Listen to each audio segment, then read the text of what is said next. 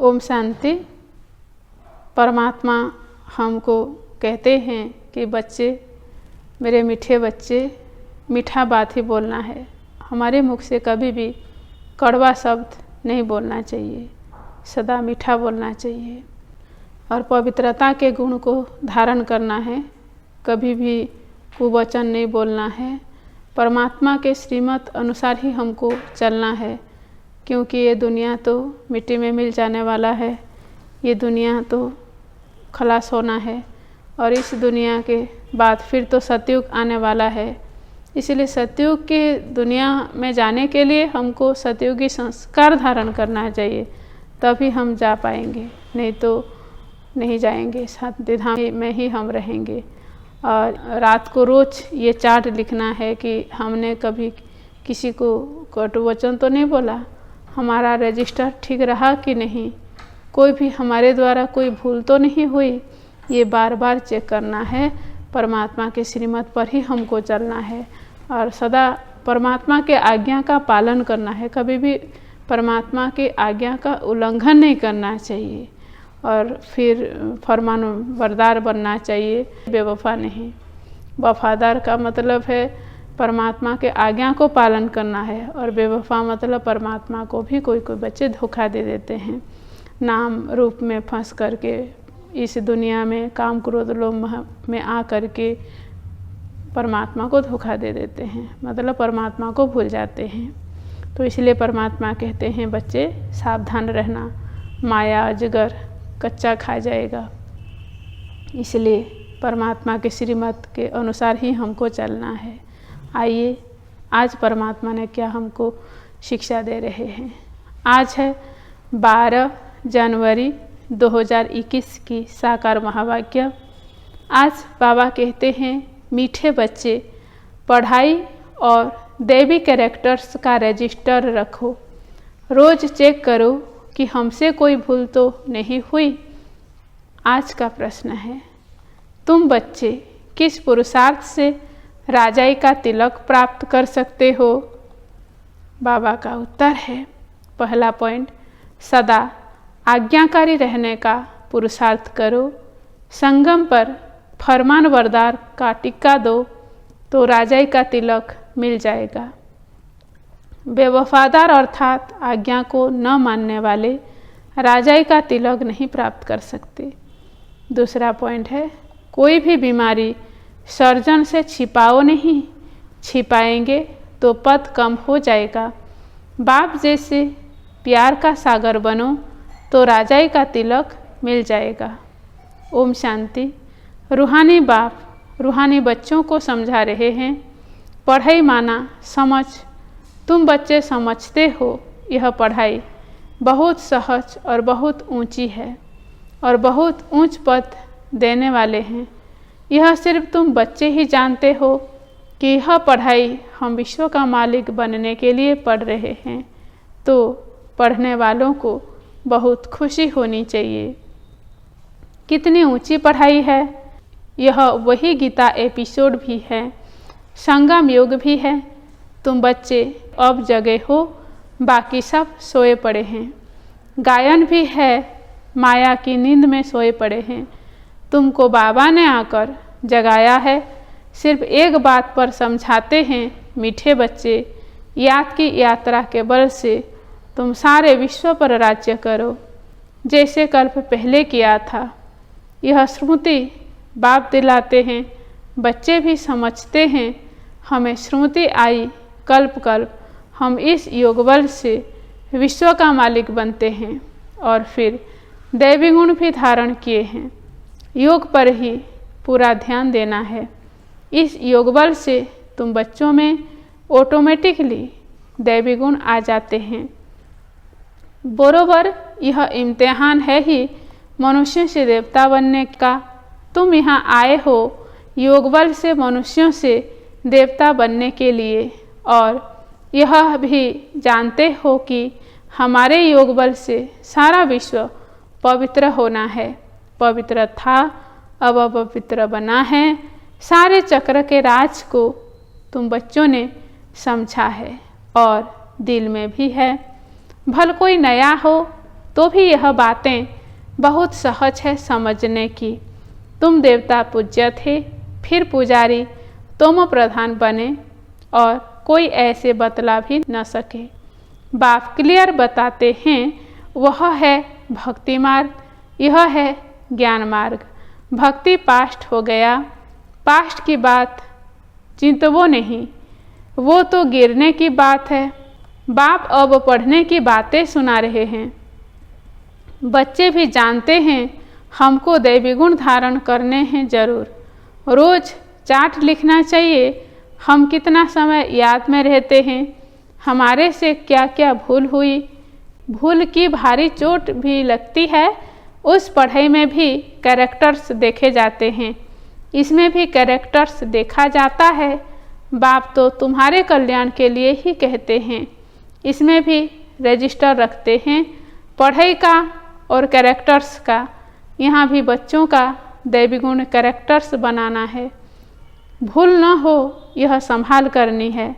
मेरे से कोई भूल तो नहीं हुई, इसलिए कचहरी भी करते हैं, और कोई स्कूल आदि में कचहरी नहीं होती। अपने दिल से पूछना है। बाप ने समझाया है, माया के कारण कुछ न कुछ अवज्ञाएं होती रहती है। शुरू में भी कचहरी होती थी। बच्चे सच बताते हैं, बाप समझाते रहते हैं। अगर सच न बताया तो वह भूले वृद्धि को पाती रहेगी। उल्टा और भूल का दंड मिल जाता है। भूल न बताने से फिर नाफरमान बरदार का टीका लग जाता है, फिर राजाई का तिलक मिल न सके। आज्ञा नहीं मानते हैं, बेवफादार बनते हैं तो राजाई पा नहीं सकते। सर्जन भिन्न भिन्न प्रकार से समझाते रहते हैं। सर्जन से अगर बीमारी छिपाएंगे तो पद भी कम हो जाएगा। सर्जन को बताने से कोई मार तो नहीं पड़ती है ना। बाप सिर्फ कहेंगे सावधान, फिर अगर ऐसी भूल करेंगे तो नुकसान को पाएंगे, पद बहुत कम हो जाएगा। वहाँ तो नेचुरल दैवी चलन होगी। यहाँ पुरुषार्थ करना है, घड़ी घड़ी फेल नहीं होना है। बाप कहते हैं, बच्चे जास्ती भूल न करो। बाप बहुत प्यार का सागर है, बच्चों को भी बनना है। यथा बाप तथा बच्चे, यथा राजा रानी तथा प्रजा। और बाबा तो राजा है नहीं, तुम जानते हो। बाबा हमको आप समान बनाते हैं। बाप की जो महिमा करते हैं वह तुम्हारी भी होनी चाहिए। बाबा समान बनना है। माया बड़ी प्रबल है, तुमको रजिस्टर रखने नहीं देती है। माया के फंदे में तो पूरे फंसे हुए हो। माया की जेल से तुम निकल नहीं सकते हो।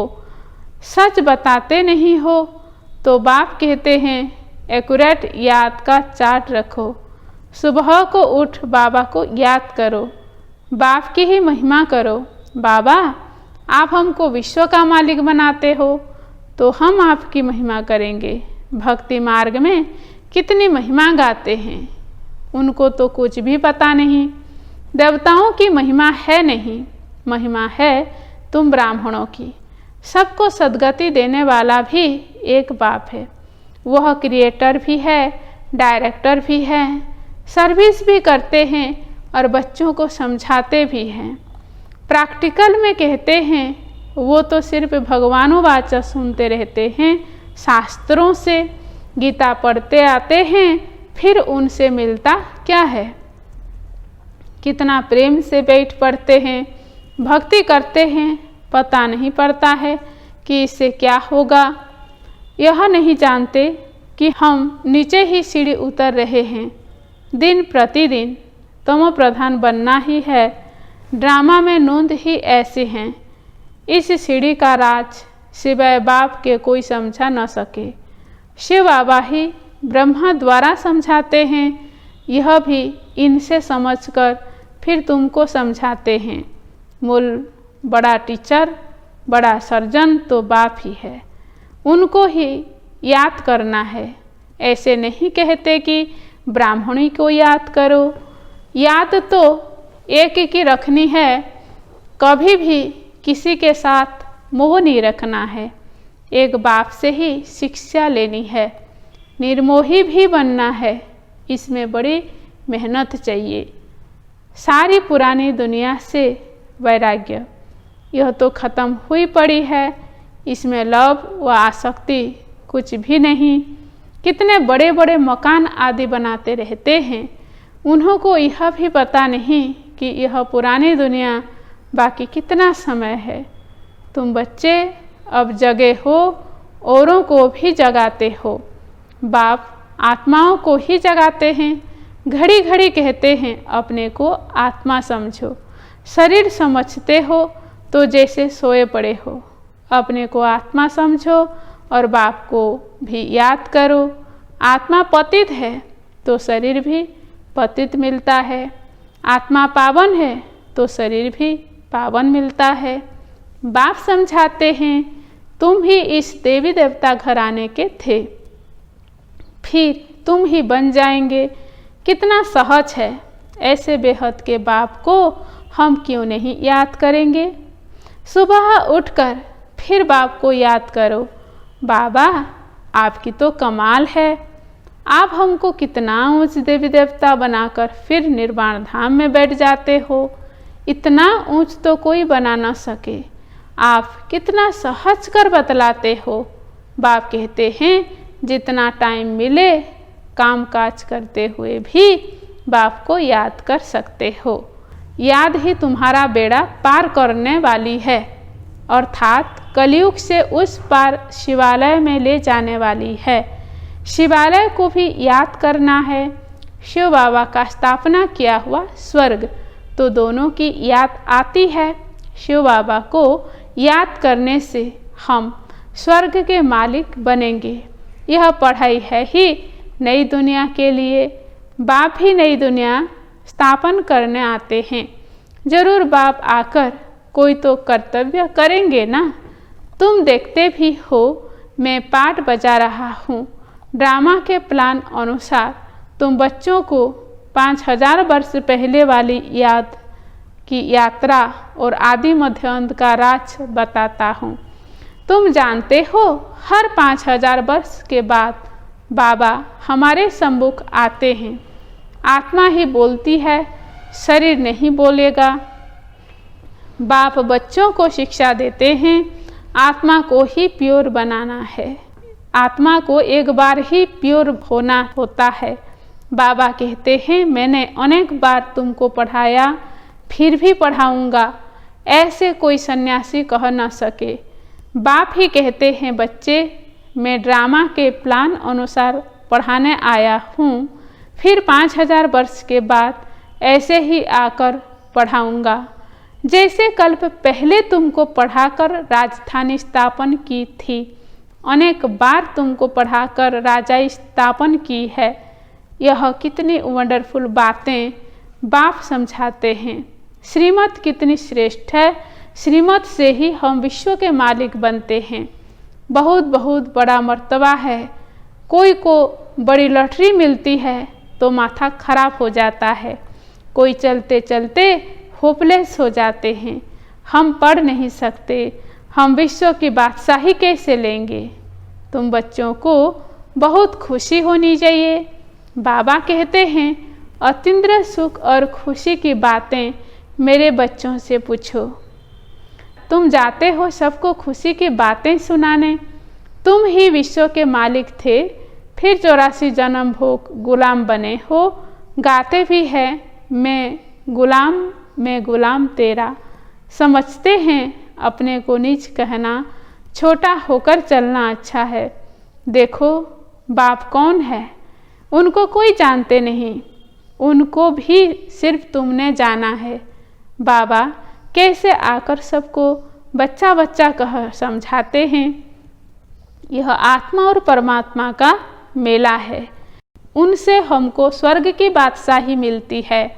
बाकी गंगा स्नान आदि करने से कोई स्वर्ग की राजाई नहीं मिलती। गंगा स्नान तो बहुत बार किया, यूँ तो पानी सागर से आता है, परंतु यह बरसात कैसे पड़ती है। इसको भी कुदरत कहेंगे। इस समय बाप तुमको सब कुछ समझाते हैं। धारणा भी आत्मा ही करती है, न कि शरीर। तुम फील करते हो बराबर बाबा ने हमको क्या से क्या बना दिया है। अब बाप कहते हैं, बच्चे अपने पर रहम करो, कोई भी अवज्ञा न हो। देह अभिमानी मत बनो, मुफ्त अपना पद कम कर देंगे। टीचर तो समझाएंगे ना, तुम जानते हो बाप बेहद का टीचर है। दुनिया में कितनी ढेर भाषाएं हैं, कोई भी चीज़ छपती है तो सब भाषाओं में छपानी चाहिए। कोई लिटरेचर छपाते हो तो सबको एक एक कॉपी भेज दो, एक एक कॉपी लौट लाइब्रेरी में भेज देनी चाहिए। खर्चे की बात नहीं, बाबा का भंडारा बहुत भर जाएगा। पैसा अपने पास रख कर क्या करेंगे? घर तो नहीं ले जाएंगे। अगर कुछ घर ले जाएं तो परमात्मा के यज्ञ की चोरी हो जाए। तोबा तोबा, ऐसे बुद्धिसल किसकी न हो। परमात्मा के यज्ञ की चोरी, उन जैसा महान पाप आत्मा कोई हो न सके। कितनी अधम गति हो जाती है। बाप कहते हैं यह सब ड्रामा में पाठ है। तुम राजाई करेंगे, वह तुम्हारा सर्वेंट बनेंगे। सर्वेंट बिगर राजाई कैसे चलेगी? कल्प पहले भी ऐसे ही स्थापना हुई थी। अब बाप कहते हैं अपना कल्याण करना चाहते हो तो श्रीमत पर चलो, दैवी गुण धारण करो। क्रोध करना दैवी गुण नहीं है, अब आसुरी गुण हो जाता है। कोई क्रोध करे तो चुप कर देना चाहिए, रेस्पॉन्ड नहीं करना चाहिए। हर एक की चलन से समझ सकते हैं। अवगुण तो सब में है। जब कोई क्रोध करते हैं तो उनकी शकल तावे जैसी हो जाती है, मुंह से बम चलाते हैं, अपना ही नुकसान कर देते हैं, पदभ्रष्ट हो जाएगा। समझ होनी चाहिए। बाप कहते हैं जो पाप कर्म करते हो वह लिख दो, बाबा को बताने से माफ हो जाएगा, बोझ हल्का हो जाएगा। जन्म जन्मांतर से तुम विकार में जाने लगे हो। इस समय तुम कोई पाप कर्म करेंगे तो 100 गुना हो जाएगा। बाप के आगे भूल की तो 100 गुना दंड पड़ जाएगा। किया और बताया नहीं तो और ही वृद्धि हो जाएगी। बाप तो समझाएंगे कि अपने को नुकसान नहीं पहुंचाओ। बाप बच्चों की बुद्धि शालीन मन अच्छी बनाने आए हैं। जानते हैं यह कैसा पद पाएंगे, वह भी 21 जन्मों की बात है। जो सर्विसेबल बच्चे हैं उनका स्वभाव बहुत मीठा चाहिए। कोई झट बाप को बतलाते हैं बाबा यह भूल हुई, बाबा खुश होते हैं। भगवान खुश हुआ तो और क्या चाहिए। यह तो बाप टीचर गुरु तीनों ही है, नहीं तो तीनों ही नाराज होंगे। अच्छा, मीठे मीठे सिकिले थे बच्चों प्रति माता पिता बाप दादा का याद प्यार और गुड मॉर्निंग। रूहानी बाप की रूहानी बच्चों को नमस्ते। हम रूहानी बच्चों का भी रूहानी माता पिता बाप दादा को याद प्यार और गुड मॉर्निंग और नमस्ते नमस्ते नमस्ते। धारणा के लिए मुख्य सार है। पहला पॉइंट, श्रीमत पर चल, अपनी बुद्धि सालिम मन अच्छी रखनी है, कोई भी अवज्ञा नहीं करनी है, क्रोध में आकर मुख से बम नहीं निकालना है, चुप रहना है। दूसरा पॉइंट है, दिल से एक बाप की महिमा करनी है, इस पुरानी दुनिया से आसक्ति व प्यार नहीं रखना है, बेहद का बैरागी और निर्मोही बनना है। आज का वरदान है, अपने अव्यक्त शांत स्वरूप द्वारा वातावरण को अव्यक्त बनाने वाले साक्षात मूर्त भव। वरदान का विस्तार है, जैसे सेवाओं के और प्रोग्राम बनाते हो, ऐसे सवेरे से रात तक याद की यात्रा में कैसे और कब रहेंगे यह भी प्रोग्राम बनाओ और बीच बीच में 2-3 मिनट के लिए संकल्पों की ट्रैफिक को स्टॉप कर लो।